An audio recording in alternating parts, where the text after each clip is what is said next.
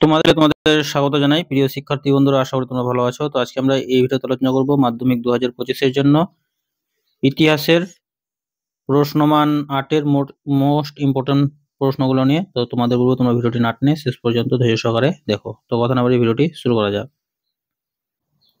তো দেখো ইতিহাসের মোস্ট ইম্পর্টেন্ট 8 মার্কের প্রশ্নগুলো।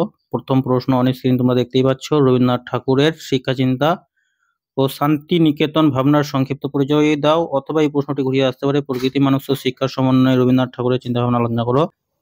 তারপর দেখো মোস্ট ইম্পর্টেন্ট প্রশ্ন, শিক্ষা বিস্তারে প্রাচ্যবাদী পাশ্চাত্যবাদী বিতর্ক কি, উচ্চ শিক্ষার বিকাশে কলকাতা বিশ্ববিদ্যালয়ের ভূমিকা আলোচনা করো। তারপর প্রশ্ন, নীল বিদ্রোহ ঘটেছিল কেন, এই বিদ্রোহের প্রধান বৈশিষ্ট্যগুলো আলোচনা করো, অথবা এই প্রশ্নটি ঘুরিয়ে আসতে পারে বাংলার নীল বিদ্রোহ সম্পর্কে একটি সংক্ষিপ্ত বিবরণ বা টিকা লেখো।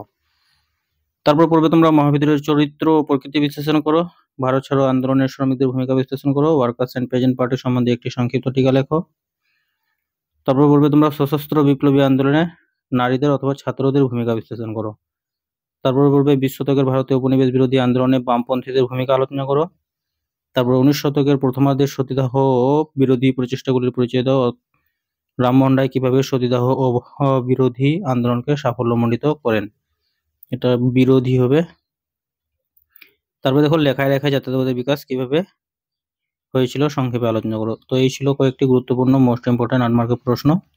আশা করি তোমরা এর মধ্যে থেকেই কমন পাবে। তো প্রিয় শিক্ষার্থী বন্ধুরা, ভিডিওটি ছিল এই পর্যন্ত। ধন্যবাদ।